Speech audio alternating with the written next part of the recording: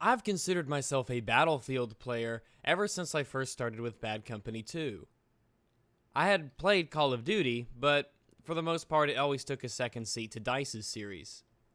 In fact, I think in the last 10 years or so, I've only purchased 2 Call of Duty games, not including my repurchasing of COD 4 for the PC when I became enlightened.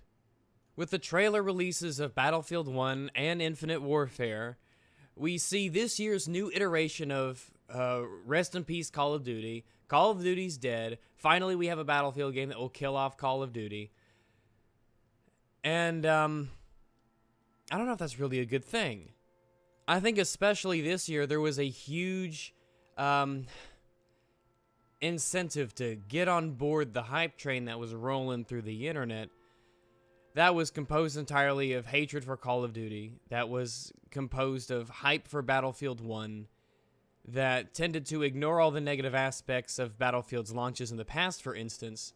Or that tended to ignore the benefits or the things that Call of Duty does well.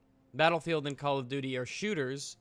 They're first-person shooters. There are guns in them and such, but that's really where the similarities end. The games play differently. You can't shoot down jets with tanks, for instance, in Call of Duty. The games are different, and I like it that way. But hating on Call of Duty has become the trendy thing to do. Hating on Call of Duty has just been that thing that you do.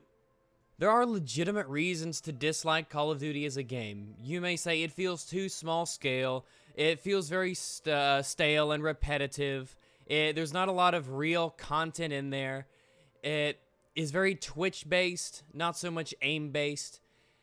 It is a deathmatch game that definitely encourages individual success at the expense of the team's effort.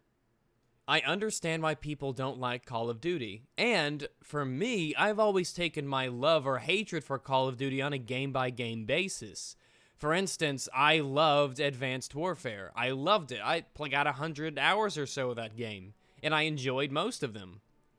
But Black Ops 2, I couldn't get past the free weekend on Steam. Same thing with Call of Duty Ghosts. I couldn't play but 5 games before I felt like I'd explored enough and it was time to go to another game. I can't remember if I bought Modern Warfare 3 or borrowed it. I think I borrowed it, but that game was garbage. After playing Battlefield as much as I had, it was really tough for me to go to a smaller scale game. Which is strange considering that now one of my favorite shooters is Dirty Bomb. Everyone knows that there's this stereotype that permeates that Call of Duty is for kids. Call of Duty is for whiny children. It's for younger audiences. And while it's obvious that not everyone who plays it is young, that is the stereotype that the game gets. And it is something I have definitely noticed. Rarely did I ever play Call of Duty and didn't mute everybody involved. I'm not saying Battlefield or Dirty Bomb or any of these games have the best community, but without a doubt I can say Call of Duty has the worst from my personal experience. I think that it has, of these games, the youngest player base, and that's normally not a good thing, especially if you're looking to enjoy yourself with other human beings. Because on the internet, kids are shitheads. Hashtag not all. Call of Duty is very much an up and down affair. It has its highs, it has its lows, and every game, every year, could be terrible, could be awesome. I think so far, based on what I've seen from the single player of Infinite Warfare, it looks fun as shit. And I do think that game has received a lot of undue hatred that it doesn't deserve for being in a futuristic setting. I just think it's very important that we don't jump on the bandwagon and hate on Call of Duty for no real reason. Or even if we understand that reason and we don't agree with it, maybe opt out of hopping on the hype train. We've seen so little of Infinite Warfare, and yet people are already hating on it. And I understand why. I really do understand why. I did a video earlier about the settings and the locations in Battlefield 1 vs. Infinite Warfare. I get the reason why people aren't warm to the idea of another spacey, futury Call of Duty title. But it does strike me as odd that every year a new Call of Duty game will come out. And people will base it on the previous game. when historically we've seen that Call of Duty games can vary immensely in their quality. Not necessarily in the gameplay and not necessarily in the setting, but in the quality of the actual gameplay experience. So, yes, Black Ops 1 and Black Ops 2 were different games, but they were extremely similar in a lot of aspects as well. Whereas I loved the first Black Ops, I couldn't stand even the free weekend on Steam of the second Black Ops. While I doubt it will actually be the case, it's possible that Infinite Warfare will be an amazing game. That it will have incredible, superb balance. It will actually have teamwork aspects. It will have good gameplay mechanics.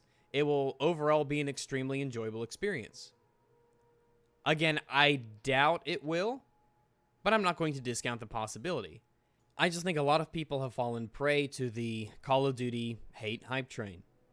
When I look through the comments of these YouTube trailers and YouTube videos, it's just so strange how fickle gamers can be a lot of the times. I remember how horrible the Battlefield 3 launch was, because I was there. I experienced it in all of its awfulness. Boom. There's a reason that even though I have, I must be up 1,500 hours in Battlefield 4 alone, I have not pre-ordered Battlefield 1. And I would encourage anybody else to take the same approach. Battlefield 1 looks amazing, it looks incredibly fun, and I cannot wait to get my hands on it. There is an old saying that blowing out someone else's candle doesn't make yours burn any brighter. But perhaps this year especially, between Battlefield 1, which is going in a totally new direction that people overwhelmingly want to see, and Infinite Warfare, which has kept itself in a setting that people overall really are not happy to see, it makes itself all the more obvious that perhaps this saying isn't all that true. But again, video gamers are fickle creatures.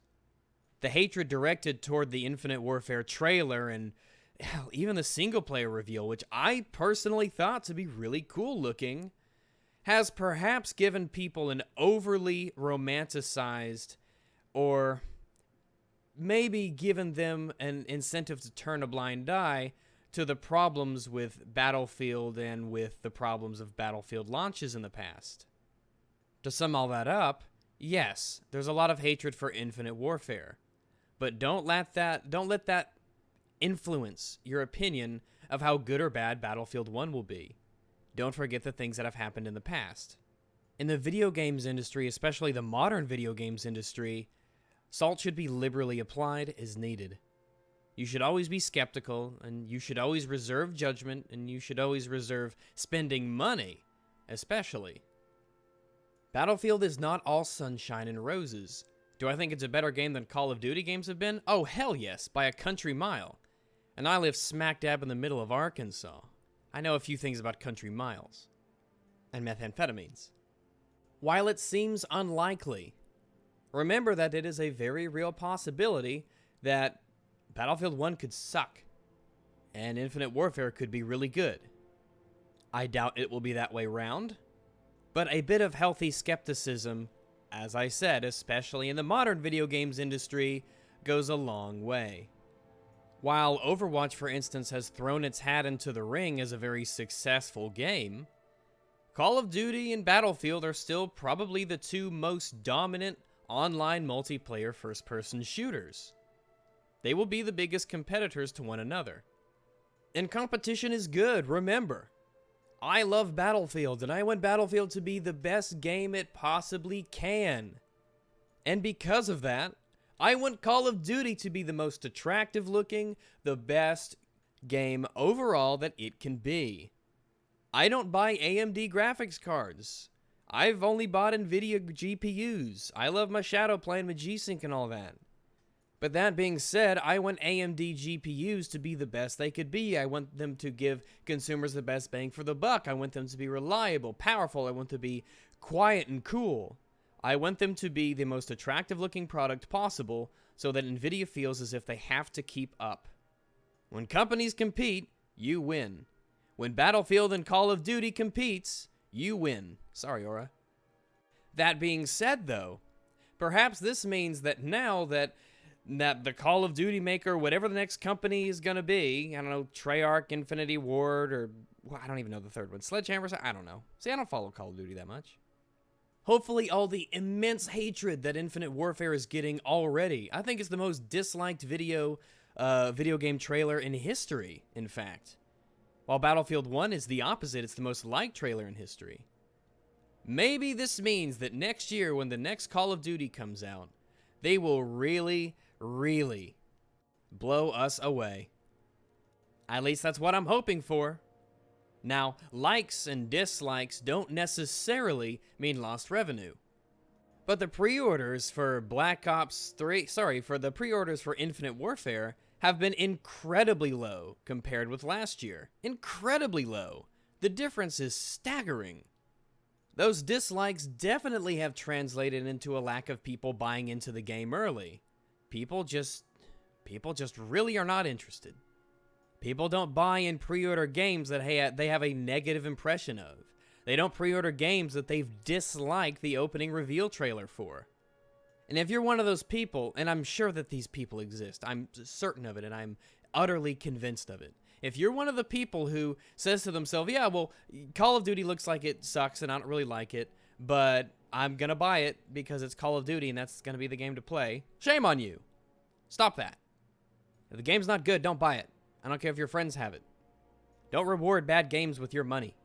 And no, I'm not saying throw cash at Battlefield 1. Please don't pre-order games. Please don't. In any event, since these games are so different, it's not like you have to choose between one or the other. You can get them both.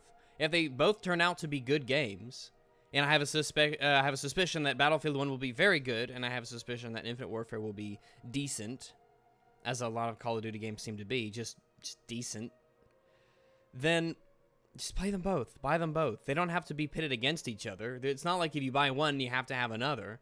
I was like, my computer can have only NVIDIA GPUs or only AMD GPUs. They can't work together. That's not how video games work. I can have Call of Duty. I mean, I played Call of Duty Advanced Warfare at the same time I was playing, well, literally the same time, during the same period of time that I was playing Battlefield. And I liked them both. They were both different. They both had their own little caveats. They both had their own mechanics. Well, I think Battlefield 1 is obviously the superior game, which is why I only got 100 hours in Infinite Warfare, and I have 1,447 hours in Battlefield 4, I just checked. Well, it goes to show you that one is obviously a bit more deep and open and enjoyable than the other. Even Dirty Bomb, whose footage you're watching right now, even it feels more deep than Call of Duty does because of how immensely different the mercs feel and the weapons feel. And how it's so based on there's not too much bullshit in this game. It's you and how good with your gun that is the primary determinant in how good you are going to be. And I like that about it. But we all know how fickle Call of Duty can be. I mean, I thought Call of Duty 4 was one of the best shooters I've ever played. I thought Modern Warfare 2, absolute wank. Terrible shit game. It was a terrible shit game. It was all about kill streaks. It was all about the promotion of camping. It was a horrible game and I hated it. Well, I hate it in retrospect. At the time, I was extremely young and I didn't know anything about anything. I was a stupid kid. I just wanted to ramble on a bit about Infinite Warfare and Battlefield 1. Maybe temper some of the expectations we have for both games, trying to keep things real. Hopefully, both of these games will be fantastic and awesome and fun and wonderful, because I'd much rather have two excellent shooters to choose from than one.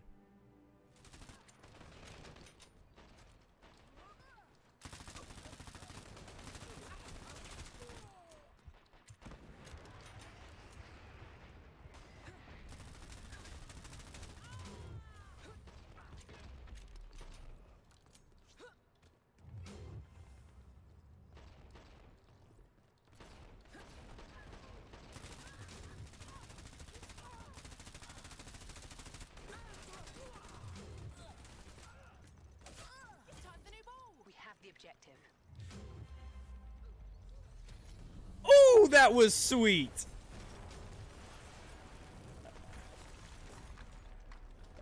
Oh, that was amazing. Oh, report rags. Oh, man.